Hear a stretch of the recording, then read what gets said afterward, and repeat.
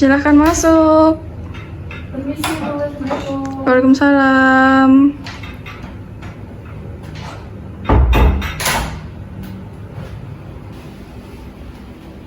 Silahkan duduk Mbak. Baik Bu, terima kasih. Sama-sama. Gimana Mbak, duduknya sudah nyaman belum? Sudah Bu. Sudah, oke. Gimana Mbak kabarnya hari ini? Kabar saya hari ini alhamdulillah baik Bu. Iya, alhamdulillah. Ini kalau nggak salah dengan Mbak Fatma. Iya Bu, benar sekali. Iya. Kalau nggak salah kemarin yang menang lomba Olimpiade Fisika ya? Iya Bu. Saya nggak nyangka Bu, ternyata usaha saya selama ini berjalan dengan baik sehingga saya mendapatkan juara 1 Bu. Alhamdulillah. Saya turut bangga ya Mbak, ya walaupun saingan kamu juga bisa dibilang berat, tapi alhamdulillah dengan tekad dan kerja keras kamu bisa menang juara 1. Baik Bu, terima kasih. Ini semua atas dukungan guru dan teman-teman saya yang membuat saya termotivasi untuk lebih semangat belajarnya. Gimana Mbak kegiatan kamu selama setelah lomba? Tertinggal banyak mata pelajaran apa enggak? Sangat Bu, karena sebelum lomba kemarin kan saya difokuskan untuk belajar. Jadi saya itu di kelas kan nggak full di kelas gitu loh Bu. Jadi kayak seminggu 2 kali atau seminggu 3 kali itu saya itu latihan. Jadi nggak full masuk ke sekolah gitu. Kok nggak? Nggak masuk ke kelas gitu maksudnya? Saya kan sering keluar kelas, jadi kayak ya cuma tanya sama teman pelajaran ini sampai pembahasan di beberapa gitu Bu. Jadi walaupun saya sudah tanya ke teman-teman, saya itu ya masih bingung Bu, kan nggak dijelasin secara langsung gitu Bu sama gurunya, seperti itu Bu. Tapi masih bisa mengikuti nggak kalau menurut kamu? Insya Allah bisa Bu. Ya. Kalau gini Mbak, ada apa nih? Kok tumben banget ya ini Mbak Fatma berkunjung ke ruang BK dan menemui saya. Apa ada hal yang penting yang ingin dibicarakan atau seperti apa? Jadi begini Bu, saya itu ada sedikit permasalahan Bu. Jadi akhir-akhir ini itu saya itu merasa bingung Bu. Kayak gimana gitu loh Bu, perasaan saya itu bingung gitu. Bingungnya kenapa? Kan gini Bu, saya kan ini kan sudah kelas 12 Bu, yang sebentar lagi itu akan lulus ya Bu.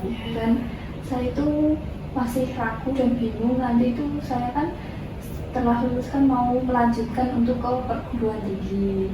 Nah saya itu bingung Bu, ada beberapa masalah yang menjadi pikiran saya itu gak bisa berpikir secara lancar gitu loh Bu. Jadi kayak ragu, bingung, semua itu campur aduk di pikiran saya seperti itu. Karena kan tadi kamu bilang kalau kamu cemas, bingung gitu ya. Nah kan ada beberapa penyebab tadi yang seperti kamu bilang. Ada yang mungkin hal lain. Nah itu kalau menurut kamu mengganggu kamu nggak selama di sekolah? Sangat mengganggu Bu. Kan pikiran saya itu kayak nggak fokus gitu loh Bu. Ketika di kelas itu saya itu kayak pikirannya itu nggak di pelajaran, tapi pikirannya itu di luar gitu Bu. Jadi saya ketika di kelas itu nggak bisa fokus dengan pelajaran yang disampaikan oleh guru. Berarti pemikiran kamu fokusnya ke permasalahan kamu itu tadi? Iya, benar sekali. Baik Mbak, saya mengerti bagaimana perasaan kamu tentang pemikiran kamu yang tadi bingung ya, terus mengganggu kamu saat pelajaran, apalagi kamu sekarang sudah kelas 12. Tapi sebelum itu Mbak, pembicaraan kita hari ini saya kasih waktu 30 menit, cukup kira-kira? Insya Allah cukup. Baik. Nah, nanti dalam rentang waktu 30 menit itu silahkan kamu membicarakan apa keluh kesah kamu, apa yang kamu rasakan secara terbuka. Di sini santai saja, nggak usah merasa kayak canggung, malu atau sebagainya. Kamu di sini cerita ya cerita aja, bebas. Pokoknya sama saya nggak usah ragu, nggak usah yang gimana-gimana. Berarti cerita saya nanti aman ya? Insya Allah aman. Nah, sebelum itu Mbak, ini kan termasuk konseling individu ya Mbak ya. Ini sebelumnya Mbak Fatma sudah pernah melakukan sesi konseling belum? Belum Bu, ini pertama kali saya melakukan sesi konseling. Baru pertama kali. Iya, betul. Oke, berarti karena ini baru pertama kali, izinkan saya untuk menjelaskan terlebih dahulu ya Mbak tentang apa itu konseling. Nah, konseling itu adalah sebuah bantuan dari seorang profesional untuk membantu memecahkan permasalahan yang dihadapi oleh konseling. Nah, yang bisa disebut seorang profesional itu adalah konselor. Kalau di sekolah kita sebutnya guru BK. Nah, di sini guru BK-nya saya, lalu konselingnya adalah Mbak Fatma. Nah, tujuannya adalah untuk membantu Mbak Fatma menemukan solusi dari permasalahan yang Mbak Fatma hadapi. Nah, di dalam konseling itu Mbak ada beberapa asas yang melingkupi. Nah, seperti asas keterbukaan, asas kerahasiaan, asas kenormatifan, dan lain sebagainya. Jadi nanti permasalahan Mbak Fatma di sini insya Allah aman, seperti yang Mbak Fatma tanyakan tadi ya. Insya Allah aman karena tetap dilindungi dengan asas kerahasiaan. Saya tetap memegang asas tersebut karena kan ini permasalahan pribadinya Mbak Fatma. Jadi kan saya tidak ada hak untuk membukanya di tempat lain atau saya berbicara dengan orang lain. Kalau tidak atas persetujuan dari Mbak Fatma sendiri, seperti itu. Bagaimana Mbak, sudah bisa dipahami atau sudah mulai merasa aman untuk mulai berbicara? Bu, saya sudah paham. Bagaimana Mbak, sudah siap untuk mulai bercerita? Siap Bu. Oke, sekarang coba ceritakan apa yang Mbak Fatma rasakan selain yang Mbak Fatma jelaskan di awal tadi. Jadi itu saya kan saat ini sekarang ini itu merasa bingung Bu. Kayak ya bingung gitu Bu. Terus saat jam pelajaran itu kan saya nggak bisa berkonsentrasi dengan materi yang disampaikan oleh guru karena pikiran saya itu ya nggak di kelas gitu loh Bu. Saya itu kayak gimana ya, jadi itu kan saya merasa bingung tuh, dan kebingungan ini menyebabkan saya sulit untuk konsentrasi dalam pelajaran. Nah, dari sini itu saya itu bingung dengan permasalahan yang sedang saya hadapi seperti itu Bu. Oke, baik. Jadi sekarang kamu tidak bisa berkonsentrasi atau sulit berkonsentrasi karena permasalahan yang kamu hadapi tadi. Benar begitu? Benar sekali Bu, saya merasa kebingungan gitu. Oke Mbak, jadi kamu sekarang mengalami sulit berkonsentrasi karena kamu merasa kebingungan tadi ya Mbak? Ya benar sekali Bu, selain merasa kebingungan, saya tuh kadang di kelas itu sering menyendiri dan ngalamun gitu loh Bu. Jadi akibat dari kebingungan kamu terhadap permasalahan kamu, itu dampaknya kamu juga sering merenung dan kamu menyendiri. Benar sekali Bu, jadi kayak kalau guru menjelaskan ya saya cuma memperhatikan Bu, tapi saya itu pikiran saya itu kosong gitu loh Bu. Jadi ya kayak merenung, kayak ya memikirkan sesuatu, ngalamun seperti itu Bu. Oke. Sekarang begini Mbak, saya punya ini seperti emoji ya, emoji perasaan dari angka 1 sampai angka 10. Silakan diamati. Kalau di angka 1 ini kamu posisinya kamu bingung banget. Nah, kalau di angka 10 ini kamu tidak merasa bingung. Diperhatikan ya emojinya. Nah, sekarang kamu merasa di angka berapa? Kalau kamu melihat dari emoji ini. Mungkin saya di angka 4 Bu. Angka 4? Iya. Oke, baik. Oke Mbak, berarti kamu tadi di angka 4 ya? Benar sekali Bu. Di angka 4 berarti kebingungan kamu masih di tahap yang agak ekstrim ya sebenarnya. Baik Mbak Fatma, karena kamu berada di angka 4, mari kita lihat permasalahan kamu lebih jauh. Nah, tadi kan kamu mengatakan bahwasanya pikiran kamu itu bingung dan kamu merasa sering menyendiri, sering merenung, resah, cemas. Nah, saya bisa merasakannya. Nah, lalu kalau saya boleh tahu Mbak, apa sih permasalahan yang kamu hadapi sampai kamu merasakan kebingungan yang ada di level 4? Baik, jadi begini Bu, saya kan ini kan udah kelas 12 ya Bu, dan sebentar lagi kan saya akan lulus dari sekolah. Nah, saya kan rencananya setelah lulus nanti itu mau melanjutkan ke perguruan tinggi seperti itu Bu. Lalu? Nah, sebenarnya saya sejak SMP itu saya bercita-cita setelah lulus SMA dari sini, saya itu akan melanjutkan ke kuliah S1 Bu, di jurusan elektro. Nah, sayangnya harapan saya itu bertentangan dengan harapan orang tua saya Bu. Seperti itu ya Mbak, berarti ada perbedaan pandangan ya antara kamu dengan orang tua kamu. Yang tadinya kamu menginginkan ke jenjang S1 tapi ternyata berbeda dengan harapan orang tua. Nah, sebenarnya apa Mbak yang membedakan harapan kamu dengan harapan orang tua? Nah, jadi begini Bu, saya kan ingin menjadi sarjana teknik elektro dengan kuliah S1.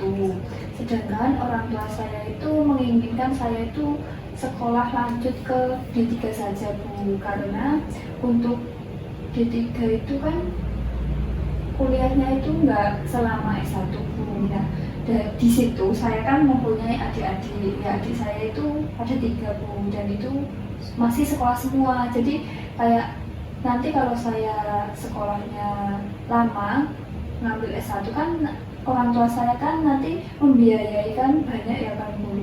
Nggak saya saja, tapi ada adik saya yang juga membutuhkan biaya untuk sekolahnya seperti itu. Oke. Berarti ini kendalanya di permasalahan ekonomi ya Mbak ya? Benar sekali Bu. Jadi orang tua saya itu mengharapkan saya kalau kuliah D3 nanti kan cepat lulus Bu, dengan waktu kurang lebih 3 tahun ya Bu untuk D3 itu. Nah, dari situ nanti saya itu untuk setelah D3 itu langsung bekerja untuk membantu membiayai adik-adik saya seperti itu. Baiklah Mbak, saya mengerti maksudnya Mbak Fatma tadi. Nah, mari kita lihat bersama-sama lagi kalau secara lebih jauh dan lebih mendetail. Nah, di kelas 12 ini sebelumnya kan sudah ada tes minat bakat ya Mbak ya? Mbak Fatma sudah mengikuti? Sudah. Oke, berarti kan Mbak Fatma sudah mendapatkan hasilnya. Nah, apakah kamu masih mengingat Mbak gambaran umum mengenai hasil tes minat bakat kamu yang sudah Mbak Fatma lakukan kemarin? Masih Bu, setelah dibandingkan dari hasil tes yang saya ikuti kemarin, saya itu juga sering mempelajari kok Bu. Nah, bagus Mbak, berarti Mbak Fatma kan termasuk orang yang penuh pertimbangan ya? Baik. Nah, di hasil tes minat bakat itu kan ada keterangan-keterangan ya Mbak ya, mengenai bakat khusus dan lain sebagainya. Nah, ini ada nggak Mbak bakat khusus yang ditulis di tes tersebut sesuai dengan yang Mbak Fatma miliki bakatnya? Sangat sesuai Bu. Yang saya tulis di tes bakat itu sangat sesuai dengan bakat yang saya miliki, yaitu bakat saya itu dalam bidang elektronik dan mesin. Oke, di elektro. Nah, selain itu kan ada sifat-sifat yang seperti positif, negatif, seperti itu. Mbak Fatma masih ingat nilai-nilai yang positifnya itu seperti apa, negatifnya seperti apa? Masih Bu, sedikit-sedikit. Untuk nilai positifnya itu, saya itu orangnya teliti, tekun, dan tidak mudah menyerah dalam mengerjakan tugas Bu. Setelah itu, sedangkan untuk sifat negatifnya itu, saya itu kurang bisa mengatur waktu. Jadi saya nggak bisa untuk mengelola waktu dengan baik Bu. Dan saya juga mengalami kayak sulit untuk bersosialisasi di lingkungan baru seperti itu. Berarti yang positifnya kamu rajin, teliti, tekun, yang negatifnya kamu kurang bisa manage waktu ya, Sama menyesuaikan diri di tempat baru. Kalau saya boleh tahu Mbak, hobinya Mbak Fatma ini sebenarnya apa? Saya itu kalau di rumah itu hobi saya itu sering membenarkan barang-barang gitu loh Bu. Jadi kalau kipas angin di rumah kayak rusak atau gimana gitu saya benerin sendiri seperti itu Bu. Setelah itu kayak remote TV seperti itu Bu, saya juga bisa benerin sendiri. Terus untuk hobi saya itu biasanya itu kalau sore itu sering berolahraga Bu. Jadi kayak lari-lari, muter-muter di jalan di dekat rumah saya, terus kayak badminton sama teman saya seperti itu Bu. Oke. Linear ya Mbak ya sebenarnya sama apa yang jadi bakat kamu. Iya Bu. Oke. Nah tadi kan Mbak Fatma memiliki keinginan untuk lanjut ke jenjang S1. Iya. Nah kira-kira nih Mbak, setelah lulus nanti Mbak Fatma ingin lanjut ke universitas mana? Untuk pilihan saya itu saya akan masuk ke negeri terlebih dahulu Bu untuk mencoba di negeri, karena kan biaya di negeri kan ya lumayan kan Bu. Kalau bisa kalau saya bisa masuk dengan menggunakan nilai kan biayanya ya agak sedikit ya Bu. Nah rencananya itu saya itu mau mendaftar ke UNS Bu. Ya nanti kalau di UNS nggak masuk ya mau nggak mau ya saya mencari yang swasta atau sekolah negeri yang lainnya seperti itu. Berarti untuk alternatifnya selain mencari universitas negeri lain, berarti kamu masuk ke universitas swasta, seperti itu ya Mbak ya? Iya. Oke. Nah, selain itu gimana Mbak mengenai harapan orang tua kamu? Kalau orang tua saya kan tadi ya Bu, mengharapkan saya itu kuliah cepat dan lulus cepat gitu. Dan orang tua juga menyarankan untuk kuliah di D3 saja, karena agar nanti kan sekolahnya juga cepat dan saya itu bisa langsung bekerja seperti itu. Oke. Nah, kalau orang tua kamu kan menginginkannya kan D3. Nah, D3-nya ini tetap di satu jurusan yang sama atau ada keinginan lain dari orang tua kamu? Untuk jurusan itu nggak menentukan Bu, nggak menuntut untuk masuk ke di mana aja silahkan. Jadi yang penting itu masuk ke D3 seperti itu. Kalau untuk jurusan ya terserah saya mau ngambil yang jurusan mana seperti itu. Yang penting tetap D3 agar cepat lulus. Ya agar nanti dapat membantu membiayai adik-adik saya. Dari pembicaraan kita sudah mulai tampak jelas ya Mbak perbedaan antara harapan kamu dengan harapan orang tua. Betul sekali Bu, itulah yang menyebabkan saya menjadi bingung Bu. Menurut Ibu saya itu harus gimana Bu? Baik Mbak, mari kita lihat satu persatu keuntungan dan kerugian dari keinginan orang tua kamu dan pilihan kamu ya. Baik Bu. Nah sekarang coba kira-kira apa yang menjadi keuntungan kamu apabila kamu kuliah di jenjang S1 jurusan teknik elektro? Keuntungannya jika saya kuliah S1 saya akan mendapatkan gelar sarjana teknik ya Bu, sesuai dengan cita-cita saya ketika saya SMP. Dan untuk jenjang karirnya ketika saya memilih S1 kan nanti ya juga lebih baik Bu, karena kan sudah sarjana teknik begitu Bu. Oke, karena S1 gitu ya Mbak ya? Iya benar sekali. Kalau keuntungan dari keinginan orang tua kamu Mbak yang menginginkan kamu kuliah di D3 bagaimana? Keuntungannya kalau saya kuliah di D3 itu kan saya kuliahnya nggak lama-lama gitu Bu. Jadi nanti saya bisa langsung membantu orang tua dalam membiayai adik-adik saya sekolah lanjutan seperti itu. Oke. Jadi Mbak Fatma sudah tahu ya mengenai keuntungan dari masing-masing harapan, baik itu harapan Mbak Fatma sendiri maupun harapan dari orang tua. Nah, sekarang kita lihat lagi Mbak mengenai kerugian dari masing-masing harapan. Nah, menurut Mbak Fatma apa nih kerugian dari Mbak Fatma kuliah di S1 dan kerugian Mbak Fatma jika Mbak Fatma tetap lanjut di D3 sesuai harapan orang tua? Untuk kerugiannya kalau saya kuliah di S1 itu untuk waktu pendidikannya itu lebih lama Bu. Kan kalau S1 itu kurang lebih 4 tahun ya Bu. Nah, jadi kayak biaya yang dikeluarkan itu bakal lebih banyak gitu loh Bu. Kan 4 tahun per semesternya seperti itu kan mesti lebih banyak seperti itu Bu. Kalau kerugiannya saya kuliah di S1. Nah, untuk kerugian saya jika saya kuliah di D3 itu yang pertama itu nggak sesuai dengan cita-cita yang saya harapkan Bu. Terus saya juga tidak mendapatkan gelar sarjana teknik kalau di D3.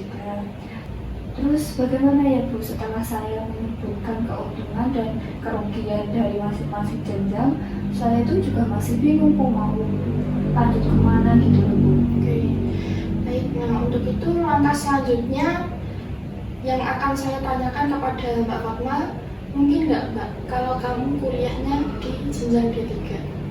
Mungkin sih Bu, tapi saya ragu. Mungkin, tapi ragu. Ya. Oke, gimana? Saya tuh malah bingung sebenarnya. Mungkin tapi ragu, ya kan? Nah, kamu ini gimana ya Mbak? Maksudnya itu mungkin tapi ragu. Nah, ini maksudnya nih gimana? Gimana ya Bu, dari pertanyaan Ibu tadi, apakah ini berarti saya harus kuliah ke jenjang D3 Bu? Oh enggak gitu maksud saya. Nah, dengan pertanyaan tadi kan kita akan lebih mudah nih Mbak memetakan pilihan-pilihan. Nah, mau kamu ke D3 ataupun tetap ke S1. Nah, gimana? Bisa kita lanjutkan? Bisa. Saya mau bertanya sekali lagi, inginkah dan bisakah kamu sebenarnya jika harus kuliah di jenjang D3?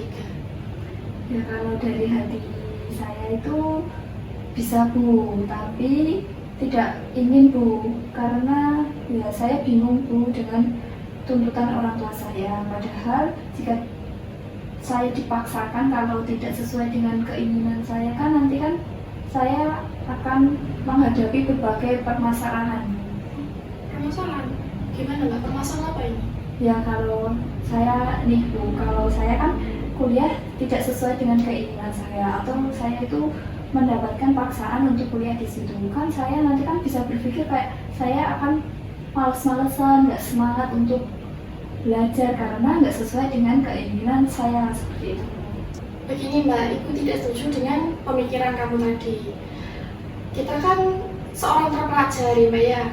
Ya walaupun nanti Mbak Fatma entah itu nanti lanjut di jenjang S1 ataupun D3 sesuai keinginan orang tua, itu kan berarti Mbak Fatma kan sudah berganti status menjadi mahasiswa. Nah, mahasiswa itu kan tanggung jawabnya kan juga sama Mbak seperti siswa, yang mana tetap harus belajar.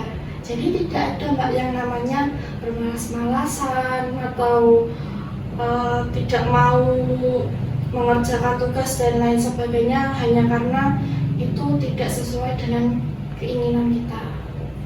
Begitu ya Bu, betul juga sih Bu, kok pikiran saya jadi begini ya Bu, nggak bener gini. Berarti kamu sudah tahu ya Mbak ya, kalau seorang mahasiswa juga harus tetap belajar dan tidak boleh bermalas-malasan. Nah, Mbak Fatma, apakah nantinya kamu akan tetap memilih kuliah di jenjang S1 di Prodi Teknik Elektro atau bagaimana? Tampaknya begitu Bu, saya memang harus ke jenjang S1. Ke jenjang S1. Berarti keputusan kamu sudah bulat ya Mbak? Nah, terus bagaimana nih Mbak dengan harapan orang tua kamu yang menginginkan kamu lanjut di jenjang D3? Waduh, itu Bu yang membuat saya bingung. Apakah Ibu ada usul untuk apa yang saya lakukan nanti Bu? Oke, begini Mbak, sebelum saya memberikan usul, saya ingin bertanya dengan Mbak Fatma terlebih dahulu. Nah, tadi kan Mbak Fatma menginginkan untuk lanjut kuliah di jenjang S1. Tapi sebelumnya kan Mbak Fatma bilang bahwasannya ada kendala di ekonomi. Nah, itu nanti biaya studi kamu bagaimana Mbak? Iya juga sih Bu, pasti ada kendala di bagian biaya ekonomi dari keluarga saya. Nah, kalau saya itu akan berusaha untuk mencari beasiswa Bu di negeri, di universitas yang saya tuju nanti. Setelahnya itu saya juga sempat berpikir kalau nanti kuliah saya itu akan mengambil kerja seperti gitu. Jadi kayak kuliah sambil kerja. Ya. Kuliah sambil kerja lalu mencari beasiswa seperti itu. Tapi tadi kan di awal Mbak Fatma sempat mengatakan bahwa Mbak Fatma kan kesulitan dalam memanage waktu. Iya benar sekali Bu. Nah itu gimana Mbak? Mungkin nanti kalau sudah masuk ke perguruan tinggi mungkin saya akan berusaha untuk membagi waktu saya Bu antara kuliah dan kerja seperti itu. Mbak Fatma kan mengatakan bahwa nanti kalau sudah kuliah akan belajar membagi waktu antara pekerjaan dan kuliah. Nah nantinya apakah Mbak kesulitan Mbak kalau kamu membagi waktu seperti itu? Tugas-tugas kamu nanti pas kuliah apa nggak keteteran? Gimana ya Bu? Kalau dipikir-pikir kayaknya saya itu mampu Bu. Tapi ya belum mencoba apakah saya itu benar-benar mampu. Tapi saya sudah memiliki pandangan Bu kalau nanti kan saya bisa cari kerja yang bisa dikerjakan di rumah seperti itu Bu.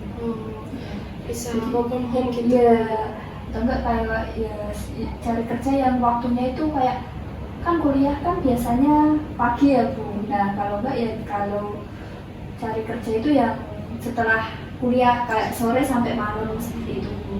Oke Mbak, jadi yang kamu katakan tadi itu karena kamu bersemangat atau hanya karena kamu mencari jalan keluar sesaat? Justru itu yang membuat saya, motivasi saya lebih untuk bersemangat lagi Bu. Saya mendukung semangat kamu Mbak. Terima kasih Bu atas dukungannya. Nah, kalau untuk beasiswa yang mau kamu cari, itu biasanya Mbak, itu ada konsekuensi dari pihak kampus. Nah, entah itu nanti nilai kamu yang dituntut harus minimal 3,5, lalu mungkin ada kamu harus membuat apa, entah itu karya tulis atau seperti apa. Nah, itu nanti gimana Mbak? Kalau kamu kan tadi mengatakan bahwa kamu juga menginginkan untuk bekerja. Nah, itu nanti kamu untuk mencapai nilai 3,5 minimal ya itu ya, minimal. Kamu merasa kesulitannya? Saya rasa dalam nilai dan prestasi saya rasa saya mampu Bu. Saya bisa memenuhinya. Nah, sebenarnya kalau melihat dari kemampuan Mbak Fatma itu sebenarnya saya nggak ragu Mbak. Saya yakin dengan Mbak Fatma bahwa Mbak Fatma itu sebenarnya bisa.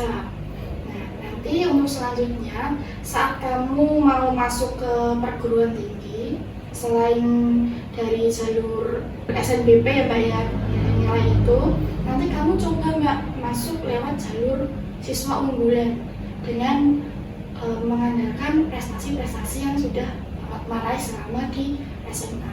Nah, nilai Mbak Fatma kan dari semester 1 di kelas 10 sampai sekarang itu kan bagus semua.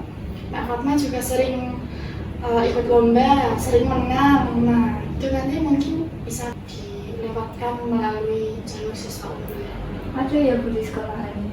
Ada Mbak, tadi kan Mbak Fatma menginginkan untuk ke UNS. Ya. Nah, UNS itu kebetulan juga menyediakan Mbak jalur bibit unggul atau siswa berprestasi. Nah, nanti kamu cukup melengkapi persyaratannya, nanti saya yang memberikan rekomendasinya. Baik Bu, nanti setelah ini saya akan melengkapi syarat-syaratnya.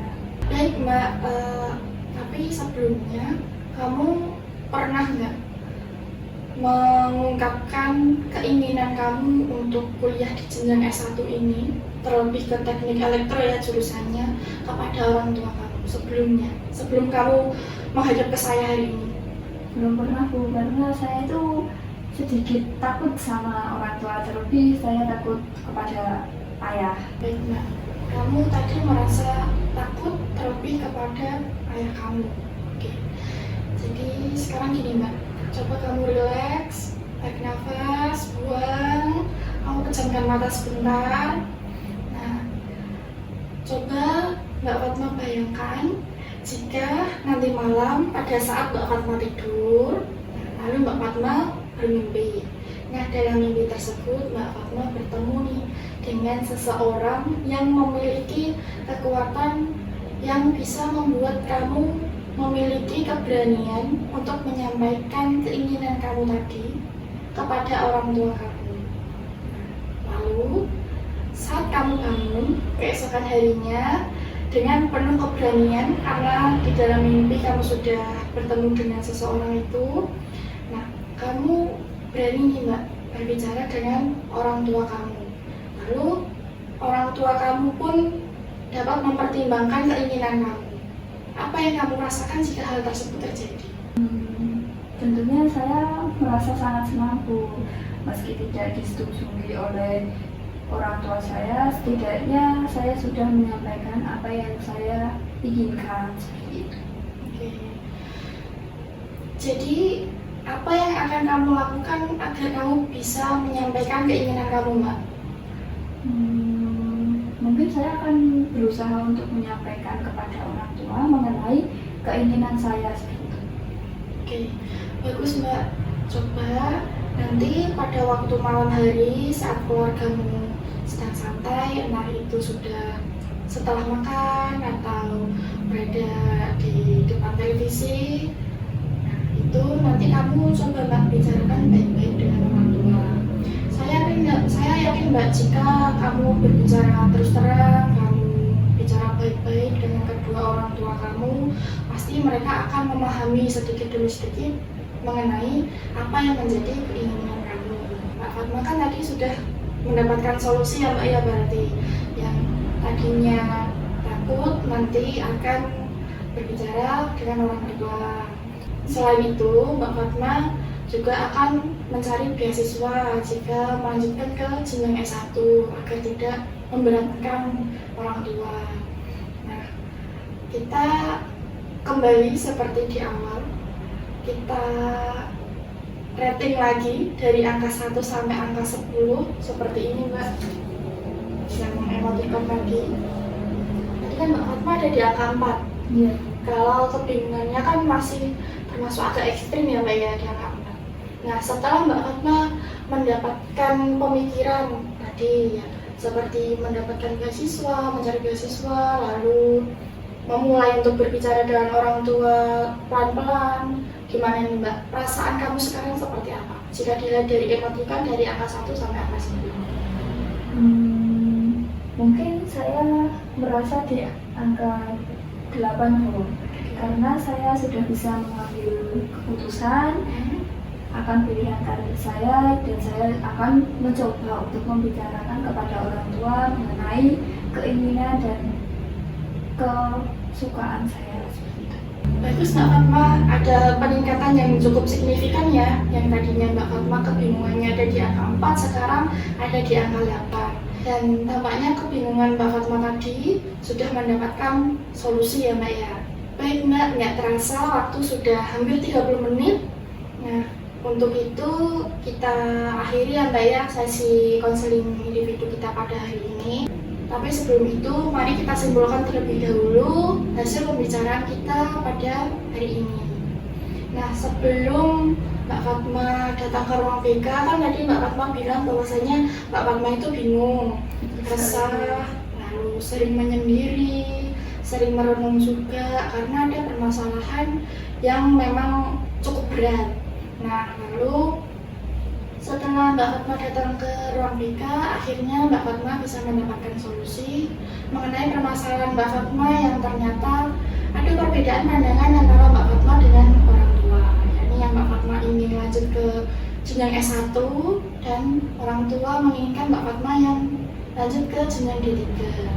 Nah, akhirnya setelah pembicaraan kita pada hari ini, Mbak Fatma mendapatkan solusi bahwasanya nanti bisa mencari beasiswa, bisa masuk melalui jalur prestasi, dan bisa bekerja sambil kuliah. Dan selain itu Mbak Fatma juga mulai ada keberanian untuk memulai berbicara baik-baik dengan orang tua mengenai keinginan yang Mbak Fatma inginkan mengenai pendidikan. Seperti itu ya Mbak ya, benar? Benar sekali Bu. Dan Mbak Fatma, setelah Mbak Fatma melakukan sesi konseling pada hari ini, bagaimana Mbak perasaan Mbak Fatma sekarang? Untuk perasaan saya setelah melakukan konseling ini Bu, saya merasa lega, saya dapat berpikir secara lebih logis lagi untuk kedepannya, dan saya juga sudah menemukan solusi-solusi yang akan saya gunakan nanti ketika mau melanjutkan S1, dan saya juga sudah memiliki untuk rencana nanti membicarakan kepada orang tua mengenai rencana saya untuk melanjutkan S1, dan saya akan menyampaikan kepada orang tua saya mengenai bahwasanya ada beasiswa di sekolah ini, seperti itu. Beasiswa untuk lanjut ke S1. seperti itu ya. Iya. Oke, baik Mbak, untuk pertemuan pada hari ini saya cukupkan, saya akhiri. Nah, sebelum kamu meninggalkan ruang BK, saya ada pertanyaan untuk Mbak Fatma, nanti silahkan diisi. Silahkan dijawab. Diisi sesuai dengan apa yang ada di pikiran Mbak Fatma. Sudah? Oke, baik. Terima kasih Mbak karena sudah mengisi. Nah, ini juga ada media mengenai bisa seperti motivasi belajar, lalu untuk perencanaan karir. Nanti silahkan Mbak Fatma bawa pulang. Nah, ini Mbak, ini kan ada pertanyaan-pertanyaan. Nanti silahkan Mbak Fatma jawab di sini, di lembar kosong ini, yang bagian kosong. Nanti Mbak Fatma bisa gunting ini pasangannya sama ini pasangannya ini. Nah, begitu pun juga yang ini ya Mbak ya. Ini masing-masing berpasangan. Nanti Mbak Fatma bisa menggantung di benang ataupun tali. Nah, itu nanti Mbak Fatma bisa entah Mbak Fatma mau menggantungnya di depan kamar ataupun di depan kaca atau di bagian meja belajar. Nah, tujuannya agar Mbak Fatma ini mengingat mengenai apa sih sebenarnya saya harus belajar ini, saya agar seperti apa. Nah, seperti itu. Anggap saja ini adalah sebuah motivasi Mbak Fatma agar tetap semangat dalam belajar, seperti itu Mbak. Berarti nanti saya isi dulu, saya pasangkan dulu, baru saya tempel ke dinding, seperti itu ya Bu? Boleh, seperti itu. Mau ditempel ke dinding bisa, tempel ke kaca bisa, atau mau digantung seperti yang saya katakan tadi juga bisa. Baik Bu, nanti saya setelah di rumah saya akan langsung mengisinya dan langsung saya tempelkan di dinding agar saya melihat motivasi yang membuat saya lebih semangat lagi. Baik Bu, terima kasih. Saya mengucapkan banyak terima kasih kepada Ibu karena sudah membantu saya dalam menyelesaikan masalah yang saya hadapi, yang tadinya saya merasa bingung, tidak bisa berpikir, terus merasa menyendiri, terus merenung, nggak ada fokus saat pelajaran. Saya sekarang sudah bisa berpikir lebih positif dan lebih bisa mengambil langkah yang selanjutnya akan saya lakukan. Oke, baik Mbak. Sama-sama, saya juga senang bisa membantu Mbak Fatma dalam menyelesaikan permasalahan yang sedang dihadapi. Baik Bu, terima kasih ya. Kalau begitu saya akan kembali ke kelas terlebih dahulu ya Bu. Baik, silakan Mbak. Saya permisi terlebih dahulu ya Bu. Baik Mbak. Terima kasih Bu. Assalamualaikum. Sama-sama. Waalaikumsalam.